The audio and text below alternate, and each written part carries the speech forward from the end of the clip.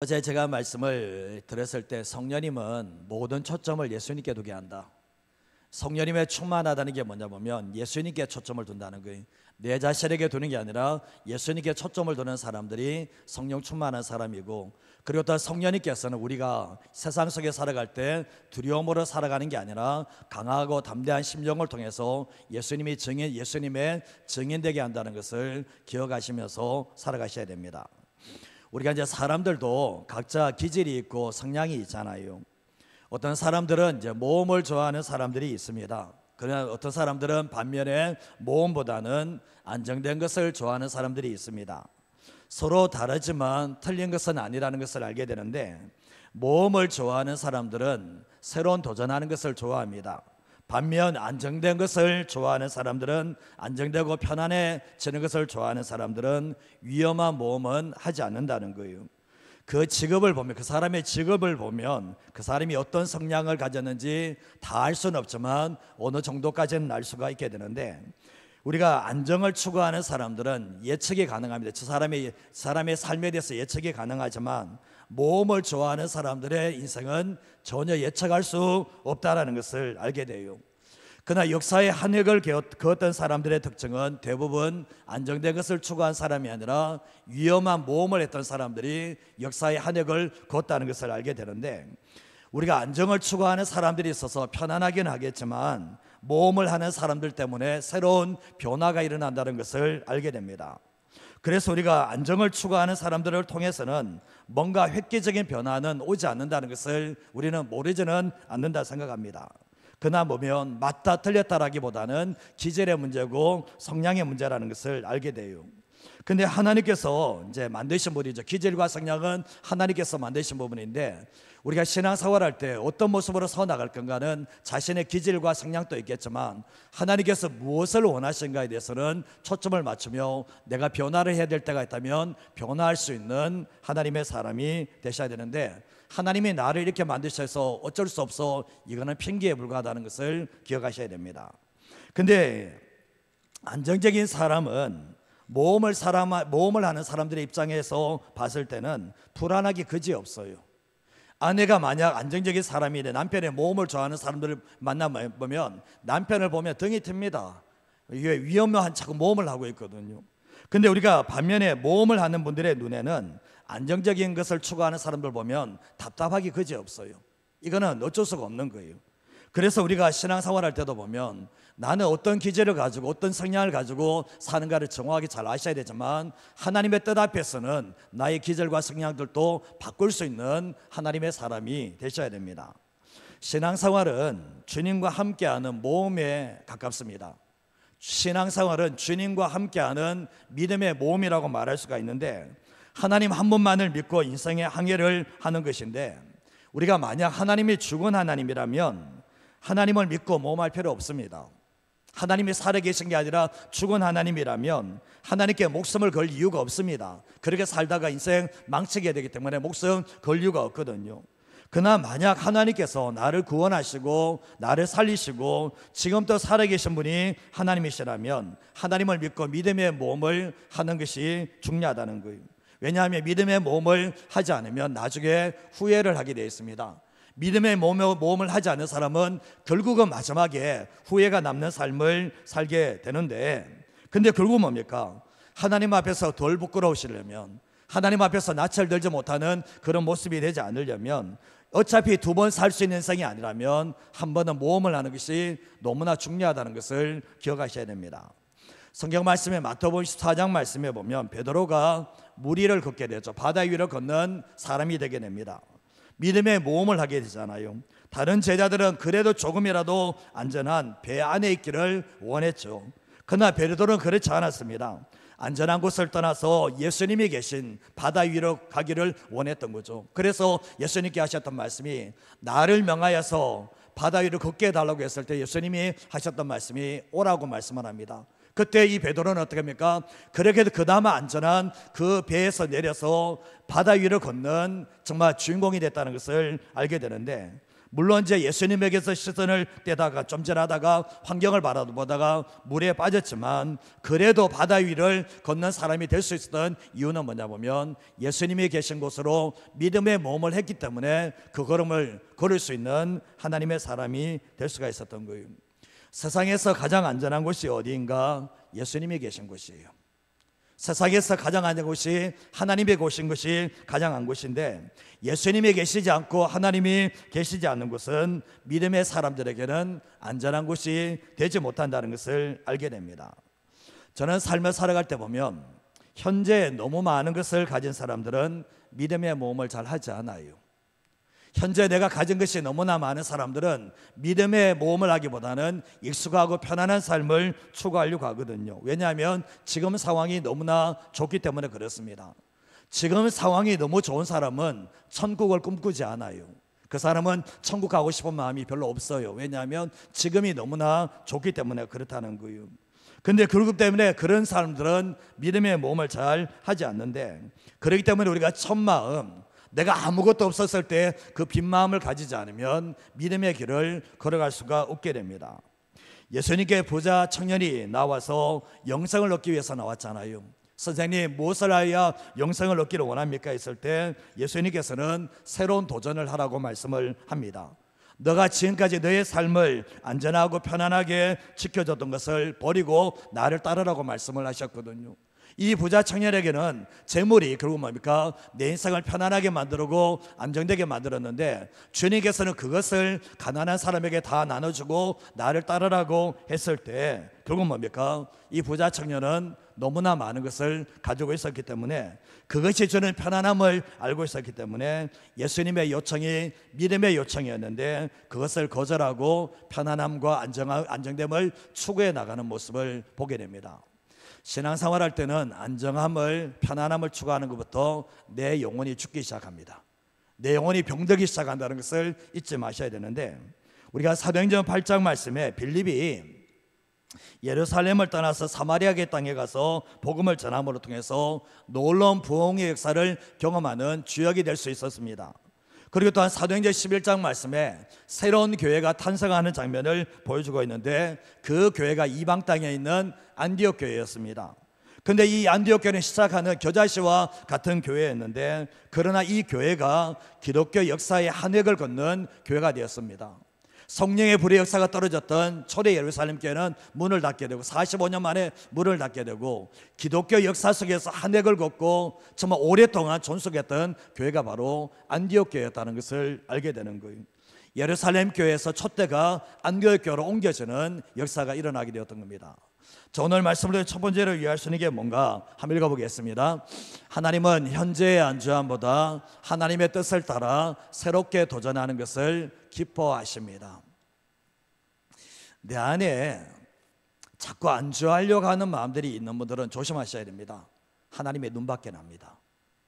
내 안에 뭔가 현재 안주함에 자꾸 하면서 하나님의 뜻보다는 나의 편안함을 자꾸 추구하면서 어떻게든지 하나님의 뜻에 맞춰서 새롭게 도전하고자 하는 그런 마음들이 없는 사람들은 하나님이 기뻐하지 않으십니다. 요단강이 흘러서 이제 두 갈래로 흐르게 되는데, 하나는 갈릴리로 가고 하나는 이제 사해로 가게 됩니다. 근데 갈릴리에는 물고기들이 참 많습니다. 이유가 뭐냐 보면 받은 물을 흘려보내기 때문에 그렇습니다. 오는 물들을 다시 흘려보내니까 요단강에는 항상 신선한 물이 있고 항상 물고기가 넘치는 곳이 바로 갈릴리 바다인데, 그러나 사해에는 물고기가 들어가면 다 죽어버립니다. 이유가 뭐냐 보면 흘러들어온 물을 받을 줄만 알았지 이 흘려보내지 않기 때문에, 다시 흘려보내지 않기 때문에 그 물이 죽어가기 때문에 더 이상 결국은 물고기가 살 수 없다는 것을 알게 되는 거예요. 영적인 세계도 마찬가지입니다. 우리가 신앙이 흐르는 물이 되어야 되지 고인물이 되게 되면 썩게 되고 죽게 된다는 것을 알게 되는 거예요. 이거는 자기들이 압니다. 자기 자신이 알아요. 내가 흐르는 물인지 내가 고인물인지 본인이 모를 수는 없는 거예요. 그래서 우리의 신앙의 모습은 날마다 변화를 꿈꾸는 흐르는 물과 같은 존재가 되지 않으면 안 된다는 것을 알게 되는데, 사도행전 8장 1절 말씀에 보면 같이 한번 읽어볼까요? 사울은 그가 죽임당함을 마땅히 여기더라. 그날에 예루살렘에 있는 교회에 큰 박해가 있어 사도 외에는 다 유대와 사마리아 모든 땅으로 흩어지니라. 아멘. 사도행전 7장 말씀에 보면 스데반 집사가 돌에 맞아 죽습니다. 돌에 맞아 죽고 난 뒤 엄청난 파장이 예루살렘 교회에 부어지게 되는데, 이 뜻 속에 하나님께서 스데반을 죽이시는 이 사건 속에 하나님의 뜻이 숨겨져 있다는 것을 알게 됩니다. 하나님은 스데반 집사님 살려낼 수 있습니다. 유능한 사람입니다. 하나님의 나라를 위해서 탁월한 사람입니다. 이 사람 살려낼 수 있지만 하나님께서 죽음의 제물로, 순교의 제물로 내어주게 됩니다. 우리가 잘 아시다시피 사도 바울이 루스드라에서 돌에 맞아 죽을 뻔했을 때 하나님께서 살려내시는 역사가 있었는데, 얼마든지 살려낼 수 있는 하나님께서는 이 스데반 집사님은 죽도록 놔두시는 모습을 보게 되죠. 근데 이 스데반 집사님의 순교를 통해서 이 예루살렘에 대대적인 핍박이 왔는데, 하나님께서 왜 대대적인 핍박이 왔나 보면, 하나님께서는 성령이 임하시면 권능을 받고 예루살렘과 유대와 사마리아 땅까지 이르러 내 증인이다라고 말씀하셨는데, 복음이 예루살렘에만 있는 거예요. 복음이 더 이상 흩어져 나가지 않는 거예요. 그렇게 성령의 충만함이 왔고 주님께서 흩어져라고 말씀했는데, 자기끼리 모여서 더 이상 흩어지지 않는 역사가 있었을 때 주님은 이거 안 되겠구나, 이게 핍박이 없으면 안 되겠구나, 너무나 안정된 것을 추구하는구나 해서 주님께서는 뭡니까? 스데반 집사님이 돌에 맞아 죽고 대대적인 핍박이 오므로 말미암아 주님께서 흩어버리시는 역사가 일어나게 되었던 것입니다. 주님께서는 땅끝까지 흩어지라고 말씀했는데 흩어지지 않고 계속해서 모여지고 안정된 것을 추구했던 결과가 바로 이런 역사를 가져왔다는 것을 알게 되는 거예요. 근데 그거 이 정도 같으면 눈치라도 있어야죠. 눈치라도 있어야죠. 근데 여전히 예루살렘에 남아있었던 사람들은 여전히 있었고, 그리고 대대적인 핍박이 지나가까지 숨어있는 모습이 있는 사람들이 분명히 있었습니다. 왜냐하면 그곳이 안전한 곳이라고 생각했기 때문에 그래요. 그러나 결국 뭡니까? 다른 사람은, 대부분의 사람들은 이제 유대 지역에, 사마리아 지역에 땅끝까지 흩어지는 놀라운 역사가 일어나게 되었던 거예요. 8장 4절 말씀 다 읽어보도록 하겠습니다. 그 흩어진 사람들이 두루 다니며 복음의 말씀을 전할세. 하나님께서 강제적으로 흩어버렸거든요. 너희들이 하지 않으면 내가 강제적으로 해줄게. 그래서 흩어지게 만들었는데, 흩어진 사람들이 안정된 예루살렘을 떠나서 두루 다니면서 복음을 전하는 하나님의 뜻이 이루어지는 역사가 있게 되었습니다. 이거는 바로 새로운 도전이었다는 것을 알게 되는 거예요. 거기에서 이제 빌립 집사님이 사마리아 땅으로 건너오게 되면서 이곳에서 복음을 전하면서 하나님의 놀라운 부흥 역사를 경험하게 되었던 거예요. 만약 빌립 집사님이 예루살렘에 있었더라면 이런 역사가 일어나지 않았겠지만, 하나님의 뜻을 따라서 새로운 도전을 했을 때 이 빌립 집사님을 통해서 사마리아 땅에 부흥의 역사가, 성령 역사가 충만하게 나타날 수가 있게 되었던 거예요. 오늘 사도행전 11장 19절에서 20절 말씀, 우리 졸리기시기도 하니까 한번 더 읽어보도록 하겠습니다. 그때 스데반의 일로 일어난 환란으로 말미암아 흩어진 자들이 베니게와 구브로와 안디옥까지 이르러 유대인에게만 말씀을 전하는데, 그 중에 구브로와 구레네 및 사람이 안디옥에 이르러 헬라인에게도 말하여 주 예수를 전파하니. 하나님께서 흩어진 이유가 뭡니까? 스데반 집사를 죽인 이유가 뭡니까? 순교의 제물 삼은 이유가 흩어져라고 유대인에게만 전하는 게 아니라 사마리아 땅과 또 온 세계방으로 흩어져라고 말씀을 했는데, 근데 이방 땅에 와서도 유대인에게 말씀을 전하는, 유대인에게만 말씀을 전하는 일들이 일어나게 되었습니다. 그러나 20절 말씀에 보면 구브라와 구레네 몇 사람이, 많은 사람도 아니에요, 몇 사람이 이방 땅 안디옥에 이르러서 헬라인에게도 주 예수를 전파하는 일들이 있게 되었습니다. 이게 바로 주님이 원한 일이었거든요. 주님이 원한 일이었거든요.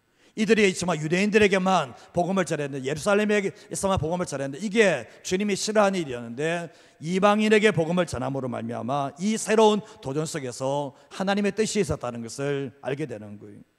우리의 삶을 살아갈 때 보면 하나님과 함께 믿음의 모험을 하지 않고 현재가 좋다고 생각하고 새로운 도전을 놓쳐버리고 안주하는 쪽을 선택하는 사람들은 결국 하나님의 눈밖에 나게 되어 있어요. 하나님의 눈밖에 나면서 하나님은 그 사람을 통해서 일할 수 없다는 것을 알게 되는데, 성령님께서는 하나님의 뜻을 따라서 현재의 누림보다는 계속해서 새로운 도전을 하는 사람 쪽에서 일하신다는 것을 알게 되는 거예요. 하나님은 예루살렘 교회를 끝까지 포기하지 않으시고 끝까지 정말 붙잡기를 원했지만 안주하고 새로운 도전을 하지 않기 때문에 결국은 45년 지난 후에 역사 속으로 사라지는 일들이 있게 되었던 거예요. 우리의 삶을 살아갈 때 그렇습니다. 우리의 삶에 자꾸 안주하는 삶을 살게 되면 하나님이 자꾸 안타까워하세요. 성령님께서 내 안에 계속해서 소멸되어가는 일들이 일어난다는 것을 모르는 사람은 없다고 생각합니다. 우리의 삶을 살아갈 때 나는 어떤 사람입니까? 나는 어떤 사람입니까?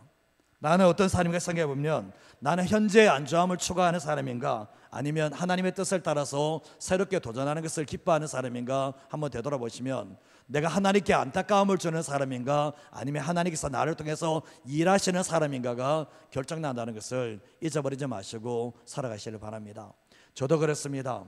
정말 이게 안주하지 않기 위해서, 정말 날마다 하나님께서 원하시는 새로운 도전을 하기 위해서 저도 제 안에서 역사하시는 성령님을 따라서 움직여야 되는 것처럼, 성도님들도 삶을 살아갈 때 생존에 매여서 현재의 안주함을 추구하는 삶을 살아갈 때 결국은 하나님께서도 기뻐하지 않으지만 세상 속에서도 아무런 영향을 미치지 못하는 삶을 산다는 것을 기억하시면서 살아가시기를 간절히 소원합니다. 두 번째 레아손이게 뭔가 한번 읽어보겠습니다. 성령님은 하나님의 뜻인 영혼을 살려내는 선교에 집중하기를 원하십니다. 성령님이 오신 이유가 바로 이거죠. 우리 안에 성령님이 계시는 이유가 이거고, 우리에게 성령의 충만함을 주시는 이유도 뭐냐? 결국은 잃어버린 영혼에 대해서 집중하기를 원하는 것이 하나님 아버지의 마음이고 성령님을 보내신 이유라는 거죠. 저는 지금까지 삶을 사시면서 영혼을 구원한 적이 없는 분들은 조심하셔야 됩니다. 내가 지금 주님이 기뻐한 일을 한 게 아니에요. 영혼을 살려내지 못하시고 삶을 사셨다, 이게 여기에 관심을 가지 않는 사람은 나는 성령 충만한 사람도 아니고 나는 주님의 사람도 아니에요. 착각을 하시면 안 돼요. 교회 생활 열심히 한다고 해서 내가 주님이 기뻐하시는가, 그걸로 끝나는 게 아니라는 거. 이거는 기본인 거예요. 기본인 거예요. 하영조 목사님께서 소천하셨지만 책 중에 하나가 나는 선교에 목숨을 걸었다. 선교에 목숨을 걸었다. 정말 영혼 살려내는데 복음을 땅까지 전하는데 목숨을 걸었다. 온누리교회의 특징이 뭐냐 보면 모으는 교회가 아니라 흩어보내는 교회가 됐다라는 거죠. 그래서 결국 뭡니까? 계속해서 흐르는 강물처럼 쓰임받는 교회가 되었고, 과거에 부산에서 김기동 기사님이 하셨던 말씀이 있죠. 내가 하나님의 일을 하면 주님의 내 일을 하신다. 그게 완전히 모토였잖아요. 내가 하나님의 일을 하면 주님의 내 일을 하신다. 내가 하나님의 일을 한다는 게 뭡니까? 전도에 대해서 이야기하잖아요. 그래서 그분의 간증이 뭡니까? 내가 주님이 기뻐하신 일을 하니까 주님이 내 일을 해주시더라. 이게 그분의 간증이었다는 것을 알게 되잖아요. 교회와 성도는 영적인 지경을 넓히셔야 되는데 내가 저 구원받으면 된다, 그런 쫌팽이가 어디 있어요? 그런 쫌팽이가 어디 있어요? 되돌아보면 내가 저 구원받으면 된다, 그게 아니잖아요, 신앙생활은. 근데 결국은 뭡니까? 이런 사고로 살다 보면 하나님의 눈밖에 날 수밖에 없다는 것을 알게 되는데, 예루살렘에만 복음을 전하다가 결국은 대대적인 핍박이 왔잖아요. 자기끼리밖에 모르고 우리가 남이가 우리밖에 모르는 그런 상황 가운데서 이 예루살렘 교회가 주저앉는 일들이 일어났다는 것을 알게 되잖아요. 교회와 성도는 영혼을 살려내는 전도와 선교에 목숨을 걸지 않으면, 이것을 소외하다 보면 결국은 다 주저앉게 되었습니다. 성도님들이 영혼 살려내는 일에 집중하지 않으면 그 영혼 주저앉습니다. 예의 없습니다. 교회가 정말 이렇게 영혼 살려내는 데 초점 두지 않으면 교회는 주저앉게 되어 있습니다. 어쩔 수 없어요. 유럽의 공기교회가 주저앉은 이유가 뭐냐 보면 영혼에 대한 마음을 잃어버리고 정말 영혼들을 살려내는 데 초점 두지 않으니까 영혼들도 죽게 되면서 교회들 죽어버리는 일들이 일어났다는 것을 왜 모르십니까? 죽을 수밖에 없는 것이 결국은 나타나는 특징이라는 거죠. 그렇지 않습니까? 우리가 편하고 익숙한 것이 아니라 하나님의 뜻이 어디 있는가, 우리가 편하고 익숙한 게 하나님의 뜻이 어디 있는가 해서 하나님의 뜻이라면 믿음의 모험을 할 수 있는 사람이 되셔야 되는데, 결국 뭡니까? 하나님께서는 거룩한 몸부림을 치는 교회와 성도들을 사랑하시는 거예요. 정리해서는 그렇죠. 몸부림을 치는 사람을 사랑하시는 거예요. 몸부림을 치는 사람을 사랑하시는 거예요. 안 되면 되게 하려고, 내게 힘으로 안 되면 주님께 도와달라고 두 손 들고 기도하면서 야무지게 기도하면서 살아가는 사람을 도와주시는 것이지, 어제가 오늘 같고 오늘이 내일 같고 이런 삶을 살아가는 삶을 통해서 주님은 일할 수 없다는 것을 알게 되는 거예요. 하나님께서는 되고 안 되고의 문제는 우리의 문제가 아니에요. 되고 안 되고의 문제가 아니라 내 안에 어떤 마음을 가지고 어떻게 몸부림을 치고 있느냐, 주님께서 그걸 보시는 거거든요. 사도행전은 이제 성령행전이라고도 하고 선교행전이라고 하잖아요. 성령으로 시작하고 계속해서 복음이 땅까지 전해지는데 쓰임받는 사람들이 오늘 이 본문에도 나오잖아요. 우리가 예수님의 재림의 시기는 알 수 없지만 주님께서 한 가지 단서를 주셨습니다. 그게 뭐냐 보면 마태복음 24장 14절 말씀인데 같이 한번 읽어보겠습니다. 이 천국 복음이 모든 민족에게 증언되기 위하여 온 세상에 전파되리니 그제야 끝이 오리라. 주님의 재림이 언제 오는가? 천국 복음이 모든 민족에게, 모든 종족에게 증거되게 되면, 모든 것이 전파되어지면 그제서야 끝이 오겠다라고 주님이 말씀을 하셨거든요. 이게 뭘 얘기하는 겁니까? 땅끝까지 주의 복음을 전했을 때 이게 하나님의 뜻이고 주님이 예정하신 그 영혼들이 다 구원받았을 때 이 땅에 끝이 온다라고 주님이 우리에게 말씀을 하고 계시다는 거예요. 그렇기 때문에 교회는, 성도는 선교를 위해서, 전도를 위해서 힘쓰는 삶을 살아갈 수밖에 없는 게 뭐냐 보면 주님의, 우리가 기다리는 그 주님의 재림이 땅끝까지 주의 복음이 전파되진 후에 온다라고 말씀을 하고 있는데, 그 땅끝이 북한이 될 수 있고 그 땅끝이 내 가정이 될 수 있고 그 땅끝이 우리 주변이 될 수도 있다라는 거죠. 바라보는 관점에서 다르지만 그 땅끝이 물리적인 땅끝이 아니라 결국은 복음이 닿지 않는 그곳에까지 복음이 전파된 후에 주님의 재림이 오겠다라고 말씀을 하고 있는 거예요. 교회는 교회를 세우신 분의 존재 목적을 잃어버려서는 안 된다는 거죠. 서울의 한 교회가 그런 이 목사님이 표가 있습니다. 이 땅에 불신자가 있는 한 우리 교회는 영원한 개척교회다. 불신자가 한 명이라도 있는 한 우리 교회는 영원한 개척교회다. 이런 모토를 가졌는데, 첫째도 영혼 구원, 둘째도 영혼 구원, 셋째도 영혼 구원. 한경환 선생님 뭐라고요? 첫째도 영혼 구원, 둘째도 영혼 구원, 셋째도 영혼 구원. 목숨 것이라는 얘기예요. 교회는 모든 것이 영혼 구원에서 존재합니다. 목회자들이 왜 성도들을 훈련시키는가? 훈련받아서 성도들이 세상 속에서 하나님의 사람으로 살아가며 영혼 살려내기 위해서 교회가 존재하는 것이고 성도들이 존재한다는 것을 알게 되는데, 이게 하나님께서 기뻐하시는 얘기이기 때문에 그렇다라는 거예요.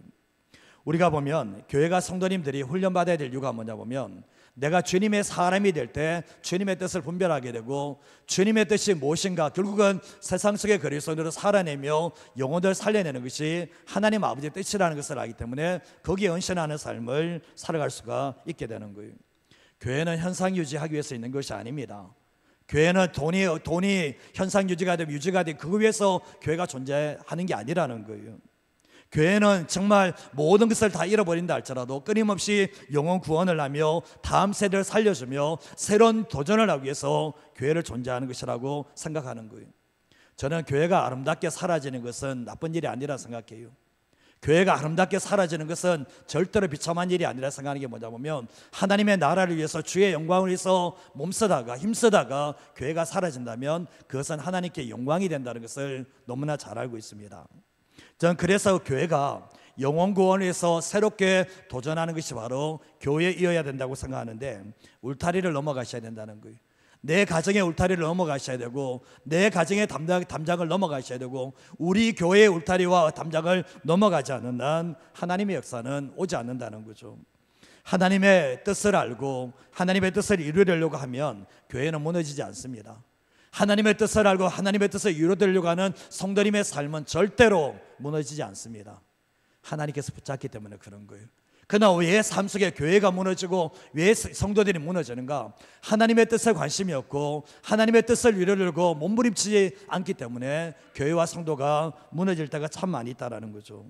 하나님께서는 어떻게든 우리를 인도하고 세워나가기를 원하는데, 하나님의 뜻에 집중하는 교회가 결국은 이 마지막 시대에 쓰임받는 교회가 된다는 것을 알게 되는 거예요. 초대 예루살렘 교회가 흐르는 물이 아니라 고인물이 되었다. 얼마나 대단한 교회였습니까?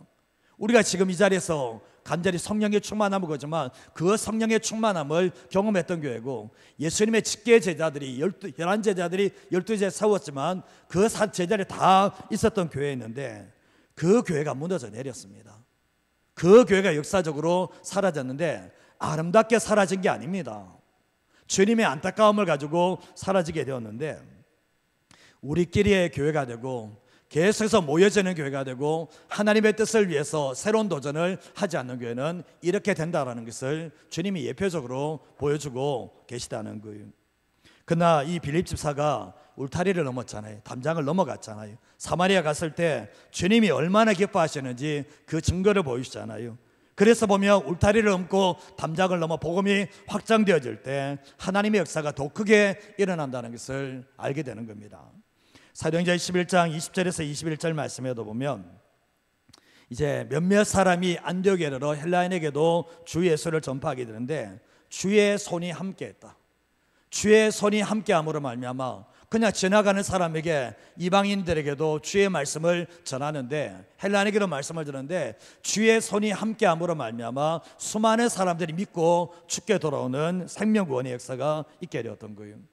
하나님께서는 우리가 주님이 기뻐하신 일을 행할 때 눈으로 보여지는 가시적인 결과들도 주신다는 것을 알게 되는 거예요. 하나님이 기뻐하신다, 하나님의 뜻이 맞다, 그러면 생각할 필요가 없어요. 하나님의 뜻이 맞다, 하나님이 기뻐하시다, 그러면 선택이 없어요. 하는 거예요. 그냥 그것밖에 없는 거예요. 내 마음에 두려움 없는 사람 어디 있습니까? 그냥 하는 거예요.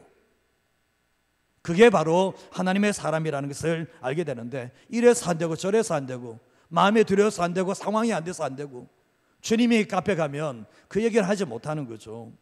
그렇지 않습니까?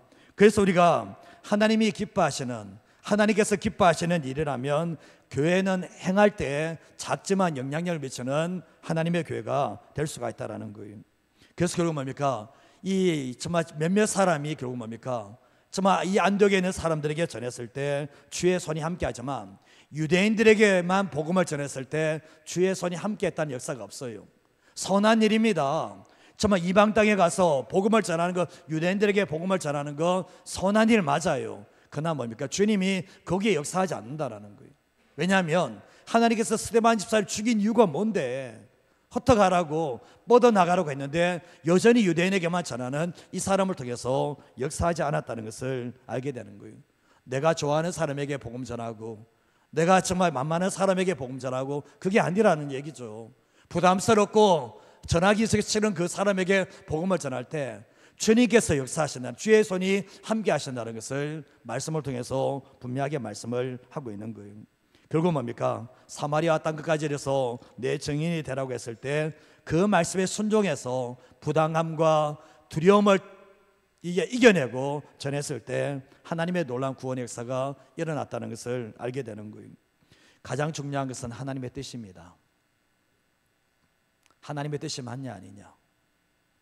예수 믿는 사람에게는 내 안위가 중요한 게 아니라 하나님의 뜻이 맞냐 아니냐, 이게 제일 중요하거든요. 초대 예루살렘 교회가 무너진 것도 하나님의 뜻을 의도적으로 뒤로 제쳐버린 거거든요. 하나님의 가장 중요한 뜻을 의도적으로 뒤로 제쳐버렸을 때 주님께서는 촛대를 옮겨버렸거든요. 도전보다는 안전을 선택한 결과가 허무하게 교회를 문을 닫게 되는 일들이 일어났다는 것을 알게 되죠. 신앙생활은 모든 것을 다 잘할 수는 없어요. 신앙생활은 모든 것 다 잘할 수는 없어요.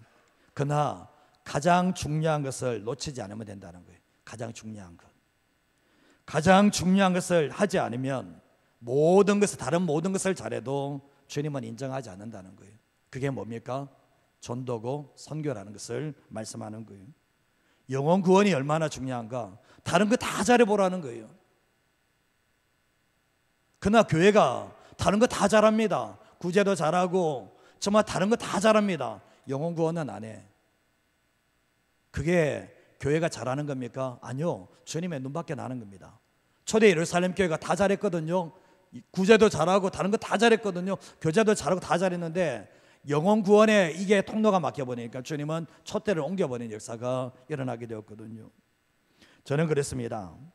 선교사를 많이 파송하자는 얘기 아니에요. 선교하자 그러니까 우리 헌금 내서 정말 선교 많이 하자 이게 얘기하는 게 아니잖아요. 지금 선교라는 것은 내가 있는 현장 속에서 영혼 살려내기 위해서 복음 전하고 살려내는 것이 선교지.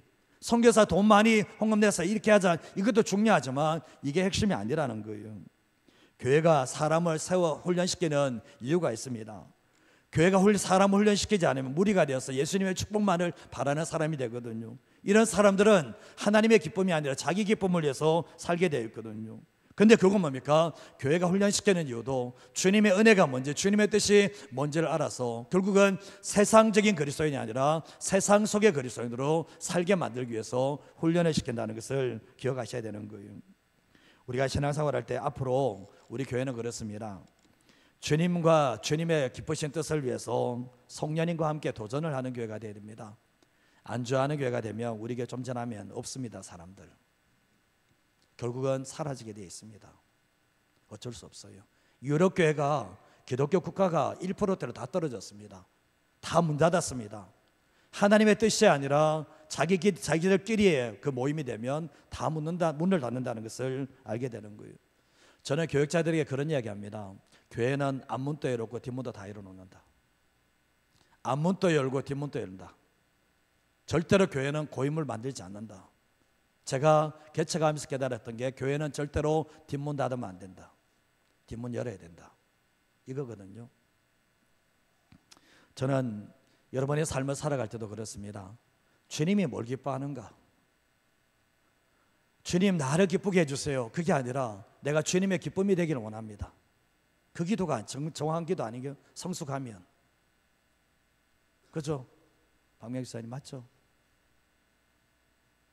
언제까지 주님 나를 기쁘게 해주시 아니라 주님의 기쁨이 뭔지 주님의 뜻이 뭔지라고 그게 내 삶을 드리는 것이 신실한 하나님의 사람이라는 것을 기억하셨으면 합니다. 성경 말씀 마지막 9절입니다. 요한복음 8장 29절 말씀을 한번 읽어보도록 하겠습니다. 나를 보내신 이가 나와 함께 하시도다. 나는 항상 그가 기뻐하시는 일을 행함으로 나를 혼자 두지 아니하셨느니라. 나를 보내신 이는 하나님 아버지입니다.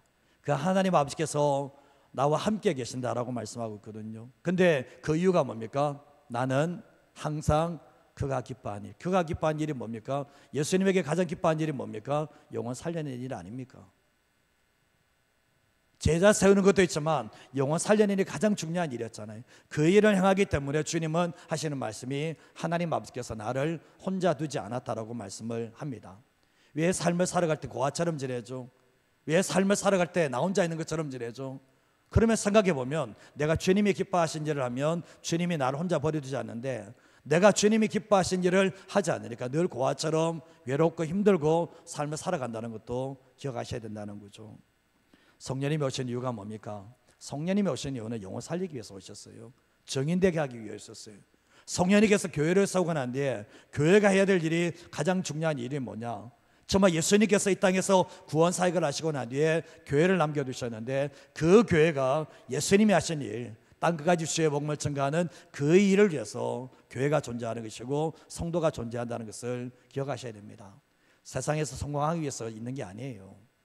세상에서 성공하기 위해서 있는 게 아니고 세상에서 성공하는 것은 참 중요하지만 영향력 있는 사람이 돼서 영혼 살려내기 위해서 직장이 있고 삶이 있다는 것도 기억하시면서 살아가셔야 됩니다. 사랑하는 여러분, 고상하게 신앙생활 할 수 없어요. 고상하게 할 수는 없어요. 물론 세상 속에서 그리스도의 향기로 사람의 인격적인 존재로 삶을 살게 되지만 정말 내가 예수님을 전하는 순간부터는 사람들의 반응이 다르게 되어 있습니다. 어쩔 수 없어요. 그래서 우리는 삶을 살아갈 때 사람을 기쁘시게 하는 게 아니라 하나님 아버지를 기쁘시게 하는 교회가 되고 성도가 되고 그런 새로운 도전을 내나갈 때 성령께서 우리 교회를 살리시고 우리 성도들을 통해서 일하시는 하나님의 놀라운 은혜가 있다는 것을 잊어버리지 마시고 살아가는 저와 여러분 되시기를 주님의 이름으로 축복드립니다.